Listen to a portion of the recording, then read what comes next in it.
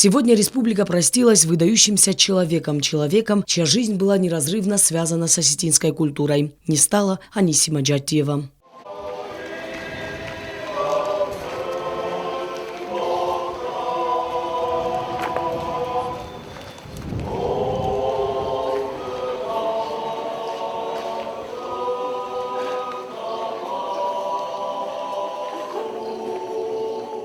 Последний путь народного артиста проводили родные, близкие, коллеги, общественность и руководство республики. Без него невозможно представить осетинскую культуру. Для него сцена была храмом. Южная Осетия потеряла одного из блестящих представителей национального искусства.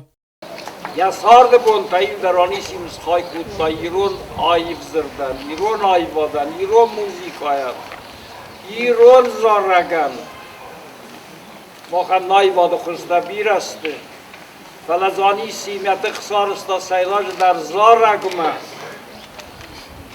زارگ خیطافستی زارگم انا واجه فزن نی زارگ آدم دارگو انا زارگ آدم نیست کافکاز ما سخختل چیخستی ودون نبیرت افستوی آلی رولک در دامزاره کزن قوه خورزار مگوراوزار زردول نساو فلا دام آل ایرولک در زاره آنیسی من یزار در رستیوست کت باگل ایرول زارک مله ایرول زارک نه روخ کنن رایدت دا خیزاد قبود وزر در ایسلانی هم اختارک کنک فیسافن کت باگل کت باگل نو اما هفتم ای کستا آنیسی مکمخ کردم نفکوت دا آبو نام آرغان کوشت کفتون و مخیصن خود کم نادون تا خشهایی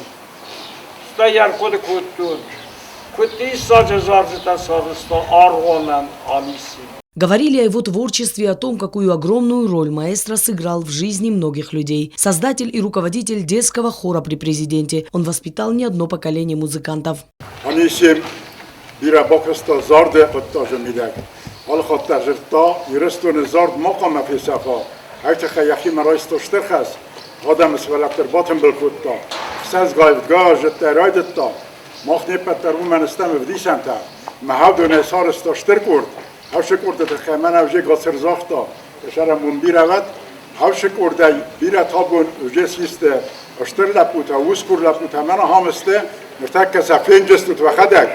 شزرده و گر باشه دستاردم شغداو سفند سارازن آبون کزان قوه فسیج رسته آنیسی مردگی فارس موی زنزغن و کزان قوه خودم مکسنه لگ افتکتر نوج فوز زاو داری نقطه نوج فوز زاو درسته من میو فندونی و چگنوش فندونال که مداریس من فنده هویش همی هاش کرد هاش شکولا هاش انسامبل ماکو فی صفا.